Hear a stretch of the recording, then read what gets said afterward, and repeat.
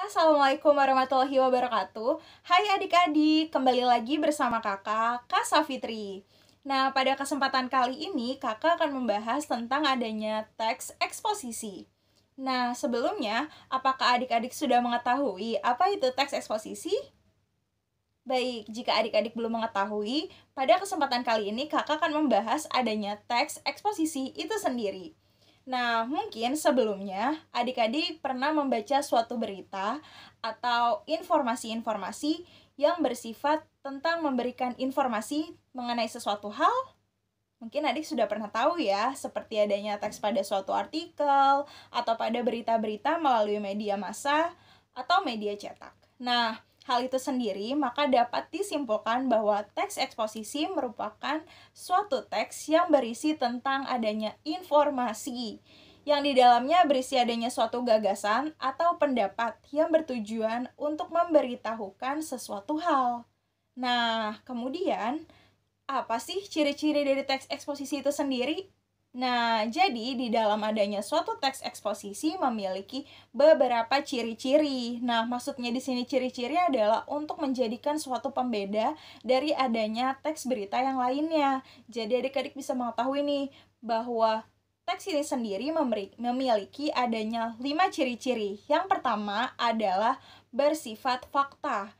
Nah, maksudnya di sini teks eksposisi harus bersifat fakta, artinya merupakan suatu berita yang realita, yang tidak dibuat-buat sehingga dapat dipertanggungjawabkan adanya berita itu sendiri. Kemudian, yang kedua, harus bersifat objektif.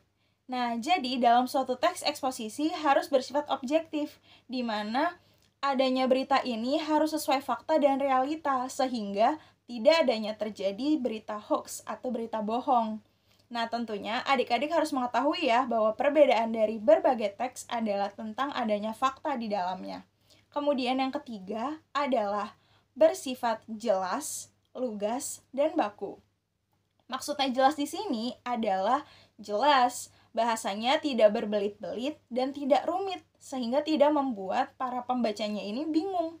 Kemudian, selanjutnya lugas dan baku, yaitu harus bersifat lugas, singkat, yang artinya harus tegas juga di dalamnya, sehingga menggunakan bahasa dan kata-kata baku di dalamnya.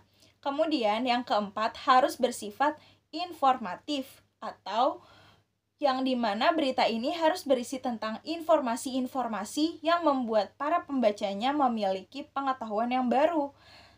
Kemudian yang kelima adalah bersifat wawasan baru. Jadi berita teks eksposisi ini sendiri harus memiliki wawasan di dalamnya sehingga membuat pengetahuan setiap pembacanya menjadi bertambah. Nah, dari kelima ciri-ciri itu sendiri, adik-adik pasti sudah mengetahui ya bahwa itulah ciri-cirinya.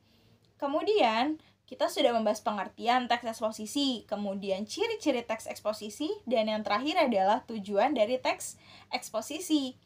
Nah, tujuan dari teks eksposisi ini sendiri adalah untuk memberitahukan sesuatu hal dengan cara yang jelas, yang di dalamnya bersifat informasi-informasi yang sesuai dengan fakta, sehingga membuat para pembacanya memiliki pengetahuan yang bertambah.